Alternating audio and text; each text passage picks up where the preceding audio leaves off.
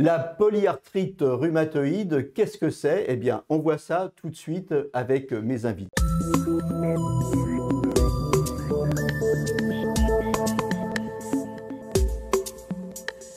Avec moi en duplex pour cette émission, Ghislaine, vous êtes membre de l'ANDAR et vous êtes patiente experte en polyarthrite rhumatoïde. Avec moi également en duplex, Gérard, vous êtes vice-président de l'ANDAR et vous êtes également patient expert. On rappelle que l'ANDAR, c'est l'Association nationale de défense contre l'arthrite rhumatoïde. Et le professeur Jérémy Selam, vous êtes rhumatologue à l'hôpital Saint-Antoine à Paris. Alors, pour planter le décor, en quelques mots, professeur, la polyarthrite rhumatoïde, qu'est-ce que c'est? Alors, c'est une maladie auto-immune qui cible les articulations, provoquant une inflammation des articulations, des douleurs et un risque de destruction de ces articulations. Voilà, donc on va revenir en détail après sur la maladie en elle-même, mais d'abord on va se tourner vers nos témoignages et nos patients experts. Gérard, vous aviez 10 ans quand vous avez découvert la maladie. Est-ce qu'on savait ce que c'était à l'époque? Alors oui, j'ai eu à l'âge de 10 ans, je dirais beaucoup de chance, parce que même si aujourd'hui, mais le professeur Jérémy Salam pourra le confirmer, il y a quand même parfois des périodes de d'errance. Et là, moi, il y a eu un diagnostic extrêmement rapide, tant tous les symptômes semblaient évidents. On a éliminé, entre guillemets, un cancer de la moelle avec une ponction dans le sternum. Et là, rapidement, donc, pour pas dire immédiatement, on s'est orienté vers, non pas la polyarthrite rhumatoïde, parce qu'à l'époque, elle avait un autre nom, c'était une polyarthrite chronique évolutive. Et effectivement, c'est une maladie qui posait un sérieux problème quant à l'avenir. Polyarthrite chronique évolutive, ce nom est balayé de par les traitements qui sont arrivés. Ouais, et ce qui vous a inquiété à l'époque, si je me souviens bien, en préparant l'émission, vous m'avez dit, c'est le mot évolutif. Ça m'a tracassé. Complètement, complètement. Et c'est vrai que c'était une maladie qui était extrêmement invalidante. On voyait beaucoup de gens finir en fauteuil roulant. On a l'image de Renoir, le peintre. On a l'image d'Édith Piaf. Alors évidemment, moi, je ne me comparais pas à ces personnages. Mais effectivement, je voyais quand même un avenir plutôt sombre. Voilà. Et puis, je veux dire, la polyarthrite, c'est pas un bras cassé. C'est une vie, on va passer avec cette pathologie.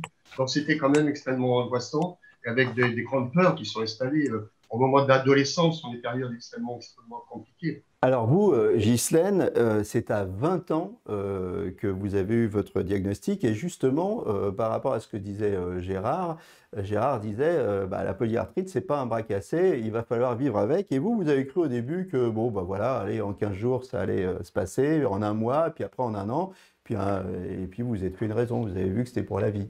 En fait, j'étais étudiante en art plastique et j'avais besoin de mes mains pour peindre. Or, mes mains se rétractaient, devenaient vraiment très douloureuses. Et effectivement, au début, je pense que c'était peut-être dû à mes 20 ans, mais je n'avais pas très conscience de l'importance de cette maladie que je ne connaissais pas. Je m'étais même surprise de voir que j'étais dans un service où il y avait que des personnes âgées. Je me suis même dit que peut-être qu'on s'était trompé. Et pour me faire comprendre, le service, en fait, à Strasbourg, m'a tout simplement apporté une bande dessinée qui expliquait le fonctionnement du système immunitaire. Et c'est comme ça que j'ai pu comprendre que, effectivement, j'avais mal aux os, mais que c'était un problème immunitaire et que j'ai appris à comprendre cette maladie. Alors cette maladie, elle a bouleversé vos vies, hein, aussi bien à vous Gérard qu'à Ghislaine. Gérard, vous, votre vie au début, vous rêviez d'être pilote. Oui, et en fait, j'ai volé, mais plutôt assez bas. Mais bon, moi, je regrette rien parce qu'en fait, je veux dire, ma fille a été une recherche de défis en permanence. Alors, défis par rapport aux études, même si j'ai eu 2 années de retard parce que c'était très, très compliqué. Mais voilà, j'ai réussi quand même à faire des études qui m'ont orienté vers de la service comptable. Après, une fois opéré, on a parlé d'intervention. À l'époque, oui, l'intervention chirurgicale faisait vraiment partie de la panoplie de la prise en charge de la polyarthrite. Une fois opéré, j'ai pu avoir un métier de logistique. Après, j'ai fini ma carrière en étant commercial. Donc, je veux dire, on arrive quand même, alors certes avec de la chance aussi, mais aussi une mise en œuvre de stratégie pour dire, avec cette maladie, quelque part, elle ne va pas m'empêcher de vivre. Certes, ça va être compliqué, mais je vais quand même arriver à un résultat. Et je veux dire, tout l'engagement que l'on met, après, sur la ligne d'arrivée, on le savoure. Une succession de défis, c'est le cas aussi pour vous, Ghislaine. Vous avez continué, vous faites de l'art plastique encore aujourd'hui, hein? Ben oui, puisqu'effectivement, lorsque je travaillais, je n'avais plus le temps pour le faire. Maintenant, je l'ai. Et je peins non seulement pour moi, mais je donne également des cours à des adolescents et à des adultes de peinture acrylique. Donc, j'ai repris ma première passion. Et ce qui est très paradoxal, c'est que je me dis qu'avec des mains qui sont très foutues et pas très belles, on réussit à faire de beaux tableaux. Et voilà, c'est fantastique. Ça donne de l'espoir à tout le monde. On va parler de la prise en charge. Au début, Ghislaine, vous aviez un médecin qui était assez paternaliste, hein, mais qui vous expliquait bien en fait les choses, vous expliquait bien la maladie et surtout quand ça dépassait un peu ses compétences, travaillait avec le CHU. N'hésitez pas à collaborer avec l'hôpital. Et ce médecin, il est parti à la retraite. Aujourd'hui, c'est une femme. Qu'est-ce que ça a changé dans la prise en charge? Alors déjà, elle est formée également à tout ce qui est éducation thérapeutique et elle est très ouverte aux nouvelles thérapeutiques qui sont mises en place. Donc, disons qu'elle me propose à chaque fois des alternatives. Elle me prend en globalité dans tout ce qui peut être côté féminin, dont je n'aurais pas parlé, j'aurais pas en doute parlé avec mon ancien rhumatologue. Elle parle d'endométriose, elle parle de tout ce qui est également problèmes cutanés, de peau, de choses comme ça. Et c'est vrai qu'au début, moi, je pensais que c'était ma maladie. Et voilà. Et en fait, elle prend en globalité. Et c'est ça qui est très important, en fait, je pense, pour les patients. On n'est pas qu'une maladie, en fait. Elle vous parle d'ostéoporose aussi, hein? Également, donc, elle a pu mettre en place des traitements contre l'ostéoporose, alors que pendant des années, puisque je suis traitée sous corticothérapie et que voilà, pendant des années, en fait, j'avais de l'ostéoporose et c'est des fractures qui arrivaient. J'étais assez surprise et c'était pas spécialement pris en charge. Elle a fait. Alors, les uns et les autres, hein, vous êtes de véritables Robocop. Ghislaine, votre première prothèse, c'était quoi et c'était à quel âge? Ben, à 25 ans, j'ai eu une prothèse de hanche. En mars, j'ai eu la droite et en mai, j'ai eu la gauche. Et comme me dit mon rhumatologue, tu as fait un beau pied de nez à ta maladie parce qu'en fait, 4 mois plus tard, j'en rigole, mais bon, en dansant un rock, j'ai luxé une hanche. Mais disons que le truc à retenir, c'est que je dansais un rock avec des prothèses de hanche. Par la suite, j'ai eu également des prothèses de genoux, de cheville et puis d'épaule. Donc, je ne suis pas dans le Guinness Book pour l'instant, je ne pense pas. Mais disons que je me dis que j'ai plus de fonctionnalités que n'importe qui, je dirais, au niveau de mes articulations, de ces articulations-là. On va demander à Gérard où il en est du Guinness Book. Vous en êtes où des prothèses, Gérard? Alors, j'ai horreur des chiffres impairs. Je suis à 7 prothèses et j'attends la huitième pour Ah, correspondre à mes affinités avec les chiffres pairs. Mais enfin, je veux dire, l'intervention chirurgicale change totalement la vie et quel bonheur elle apporte également aux chirurgiens. Moi, quand je reviens dans le service, le chirurgien voilà, dit ah, ça y est, il est de retour, il appelle ses collègues et quand il voit un bras qui est totalement prothésé et que l'on peut fléchir au maximum, une extension maximale et que j'ai dit j'ai imposé ma tronçonneuse parce que voilà, ça m'empêche pas de vivre, au contraire. Et si je me fais opérer, et ça, c'est vraiment un conseil que je donnerais. En fait, c'est pas pour s'économiser. Hein. Au contraire, c'est pour vivre pleinement. Et fini les périodes où on disait attention, il y a une prothèse, faut pas vivre. Non. Et justement, de par le mouvement, on va créer, je pense, toute une structure musculaire qui va permettre au matériel de bien fonctionner. Alors, c'est personnel, mais c'est une stratégie que je. Alors, peut-être pas la tronçonneuse, hein, des choses un peu plus douces. Et surtout de bouger avec le matériel qu'on nous a posé. Et quel bonheur quand on passe au portique à l'aéroport où tout le monde attend et commence à baliser avant de monter dans l'avion en disant qu'est-ce que c'est que ce truc qui sonne de partout. Alors, vous avez chacun vos stratégies. Vous, Ghislaine, c'est une certaine distanciation en fait avec votre corps. Le corps, vous le percevez un peu comme une machine hein, qu'il faut réviser, réparer de temps en temps. C'est ça? mais complètement. Et d'ailleurs, quand je vais voir les chirurgiens, j'adore voir le matériel qu'ils utilisent. Si je pouvais assister aux opérations, j'adorerais. Mais je prends, c'est vrai, une sorte de distance avec le corps qui devient un outil d'étude et de travail. On est le médecin ou le chirurgien et moi-même en train de parler de ce corps qui va être opéré, ce qu'on va lui faire. Après, ceci dit, là, on parle d'opération. C'est quand même des cas extrêmes pour rassurer peut-être les patients récents qui viennent d'avoir une polyarthrite rhumatoïde. Pour nous, ce sont des anciennes PR. Mais je pense que dans les nouvelles PR, on arrive moins à ces extrêmes-là d'opérations chirurgicales. Il faut quand même les rassurer. On va en parler dans la suite de l'émission avec le professeur, justement. Les adaptations à trouver dans la vie de tous les jours, vous avez vos petits trucs. Ghislaine, je suis sûr que vous avez des trucs. Donnez-nous vos trucs. Ben, toutes les choses du quotidien électriques qui peuvent servir, les ouvre-boîtes, les ouvre-bouteilles, tout ce qui peut nous aider au quotidien, même ma voiture, j'ai cherché un système pour ne plus avoir à tourner la clé avec un détecteur à distance, un truc tout bête. J'ai des orthèses, et ben, j'ai fait tout pour qu'elles soient jolies. On les a customisées avec des perles, des choses qui sont un peu… Et puis, avoir une maison de plein pied, avoir des arceaux au niveau du lit, par exemple, pour supporter la couette. Il y a, et puis, des rythmes de vie qui vont s'adapter, c'est-à-dire que je vais segmenter mes activités, mes rendez-vous chez le médecin, les prendre en fin de matinée ou dans l'après-midi, mais pas très tôt le matin. Continuer à garder une vie sociale et peut-être quand je fais des soirées, dire aux uns et aux autres, chacun amène quelque chose plutôt que moi tout faire. Enfin, il y a plein de choses à mettre en place, vraiment beaucoup de choses. Gérard, c'est ce que vous dites aussi en préparant l'émission. On m'avait dit les blouses blanches font pas tout. Nous aussi, les patients, on doit prendre notre part. Oui, je pense que de plus en plus, on entend parler des patients qui doivent devenir aujourd'hui, ils doivent être vraiment acteurs de sa santé. Et là, moi, je suis effectivement fervent défenseur de cette chose-là parce que, évidemment, le rhumatologue est totalement indispensable. Et moi, je prône pour qu'il y ait vraiment un coup de foudre entre le patient et son rhumatologue, parce que c'est quelqu'un qu'on va revoir et qui va nous accompagner durant parfois une vie entière. Donc, l'entente avec le rhumatologue est essentielle. Si on veut que les traitements fonctionnent bien, c'est pareil. Il faut qu'il y ait cette entente avec le rhumatologue. Mais après, une fois qu'on a quitté notre rhumatologue, ben, la vie redémarre, on est seul. Et là, la balle est dans notre camp. Et c'est là où on doit mettre en place différentes stratégies pour réussir au mieux avec, un peu contre la maladie, mais faire avec la maladie. Le rhumatologue, justement, on va se tourner vers lui, professeur Jérémy Selam. La polyarthrite rhumatoïde, c'est une maladie qui est pleine de stéréotypes. C'est une maladie qui est liée à l'âge, au rhumatisme, et en fait, c'est pas vrai. On le voit avec les témoignages de Gérard et Ghislaine. Bah, disons que je pense que le premier stéréotype, c'est d'imaginer que tous les patients vont à la prothèse. Et je pense que le bon message à passer, c'est surtout de dire que Gérard a parlé d'un défi lorsque la maladie est arrivée dans sa vie et qu'après, tout a constitué des défis. Et le défi des rhumatologues les 20 dernières années, c'était de développer des médicaments efficaces.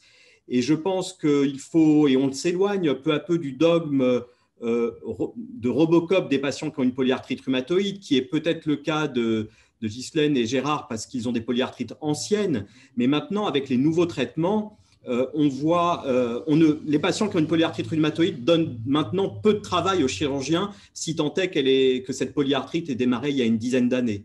Donc ça, je pense que c'est quelque chose qu'il faut vraiment avoir en tête, c'est que le visage de cette pathologie a changé et que ce n'est pas tout à fait les mêmes patients que l'on voit lorsqu'ils ont démarré leur maladie dans les années 70-80 que les patients qui ont démarré leur maladie au début des années 2000. On sait mieux utiliser les médicaments, on sait mieux contrôler le rhumatisme et on a de tels traitements que les patients ne voient pas ou peu de destruction, si bien que les nouveaux patients ne vont pas chez le chirurgien et n'iront probablement jamais chez le chirurgien. Alors, cette maladie, on la connaît mieux aujourd'hui. Est-ce qu'on la comprend mieux également ?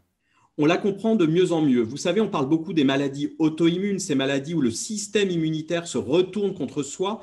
Et on ne comprenait jusqu'alors pas très bien comment ça se déclenchait, s'il y avait des facteurs de susceptibilité génétique ou autre.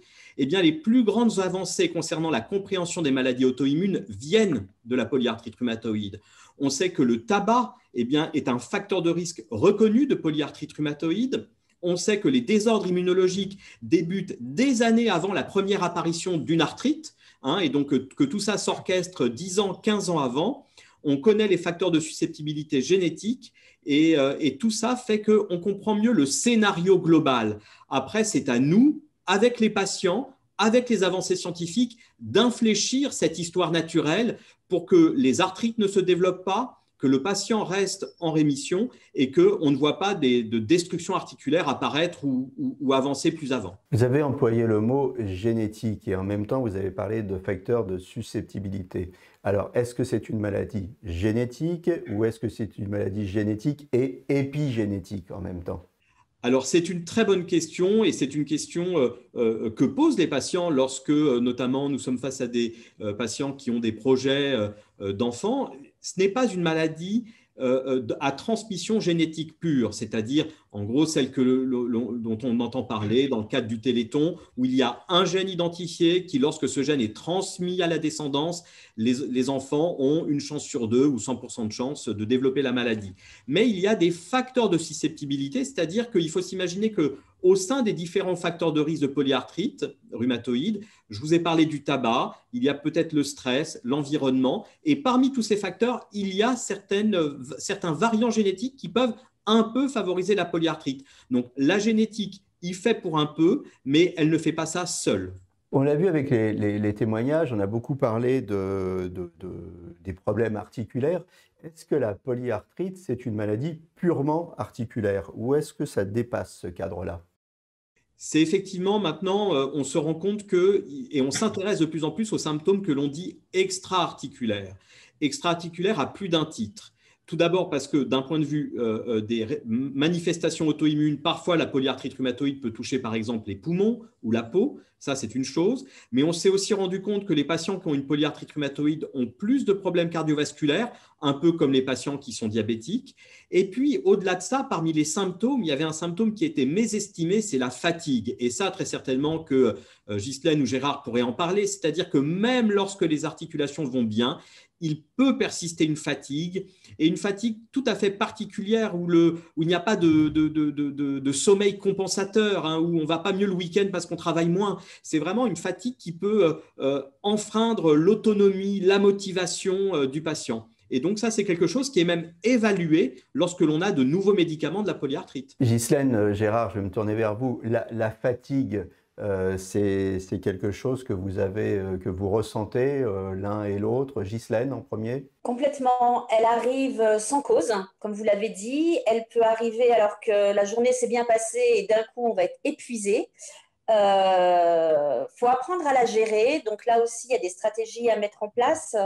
Moi, ce qui m'aide beaucoup, c'est tout ce qui est relaxation, hypnose, pleine conscience. Je sais qu'on surfe beaucoup là-dessus en ce moment, mais vraiment, ce sont des choses qui peuvent aider.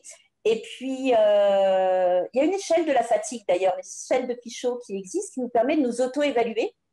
Je pense que ce qui est bien aussi, c'est de dire qu'il faut avoir une bonne alimentation, puisque là aussi, on peut régulariser cette fatigue, et puis apprendre à définir, à redéfinir la nouvelle vie que l'on a, en prenant en compte cette fatigue et également à savoir l'expliquer à notre entourage, parce que des fois, cette fatigue, elle n'est pas compréhensible par l'entourage. Ça ne se voit pas comme des déformations ou pas dire j'ai mal. Le fait de dire je suis fatigué, tout le monde est fatigué. Mais cette fatigue-là, elle est vraiment différente. Gérard, la fatigue, mais aussi le moral, hein, parfois, c'est quelque chose que vous avez ressenti dans votre vie? Oui, bien sûr, parce que quand on parle de défis, je veux dire, c'est des défis, mais sur une vie entière. Et le défi, lorsqu'il est compensé, je veux dire, par un bon résultat, ben là, évidemment, ça nous met en lévitation. Mais parfois, on a des périodes avec on donne de grands efforts et malheureusement, la polyarthrite est plus forte que nous. Ben là, c'est un peu le désespoir et il ne faudrait pas enchaîner, je veux dire, 2, 3 mois de désespoir parce que là, effectivement, enfin, moi, ça m'est arrivé plusieurs fois de pouvoir peut-être envisager une méthode radicale qui pourrait arrêter tout ça. Bon, par chance, ça ne s'est pas fait. Mais je rejoins quand même, pour pas être trop quand même dans la sinistrose, rejoindre quand même le témoignage du professeur Salam, c'est que même dans ma vie, moi j'ai eu deux maladies. J'ai eu l'ancienne polyarthrite, dont il parlait tout à l'heure, et la nouvelle polyarthrite qui a démarré en 2010 avec l'arrivée des biomédicaments. Donc j'ai retrouvé une seconde vie, certes qui est amputée parce qu'il y a il y a des problèmes articulaires, il y a ce problème de fatigue, mais j'ai quand même découvert une nouvelle vie avec les biomédicaments. Donc aujourd'hui, voilà, la maladie a changé de visage, mais je pense qu'aussi les patients ont changé de visage, et c'est là où je milite pour que ces patients se prennent en charge de façon à avoir la vie la plus agréable possible, la plus normale, entre guillemets, possible. Alors justement, ça nous fait une transition toute trouvée vers l'évolution des prises en charge et des traitements. Professeur, c'est vers vous que je me retourne. Gérard mentionne les biomédicaments, il y a aussi les traitements de fond. Alors on en est où aujourd'hui des traitements? les traitements, en fait, ont fait leur révolution depuis le début des années 2000, avec l'arrivée de ce qu'on appelle les biomédicaments. Alors, les biomédicaments, ce n'est pas parce qu'ils sont issus de l'agriculture biologique, hein, c'est parce qu'ils sont issus du vivant. C'est-à-dire que l'on va manipuler des bactéries, des cellules pour leur faire produire des anticorps monoclonaux ou encore d'autres molécules pour eh bien, aller cibler tel ou tel mécanisme. Et on a encore même de nouvelles générations de médicaments chimiques qui, à nouveau, peuvent cibler tel ou tel mécanisme parce qu'on connaît mieux les mécanismes intimes de la polyarthrite rhumatoïde. Et de mieux les connaître, ça permet de les bloquer spécifiquement pour agir directement au cœur de la maladie et de l'inflammation. Donc, cette révolution avance. Nous avons encore des médicaments qui sont arrivés ces dernières années, qui vont arriver ces prochains mois et ces prochaines années. Et ça veut dire que c'est autant de possibilités thérapeutiques. Donc, quand le choix est vaste, c'est mieux pour le patient. Alors, c'est vrai qu'on ne sait pas toujours très bien les hiérarchiser parce que, en fait, on a un tel panel, mais en tout cas, avoir autant de possibilités, ça permet vraiment d'essayer d'adapter en fonction de chaque patient, des maladies associées, des intolérances, et bien ce que l'on peut lui proposer comme type de traitement. Si je comprends bien ce que vous me dites, les biomédicaments, il y en a tout un panel et ça permet d'avoir des thérapies réellement ciblées.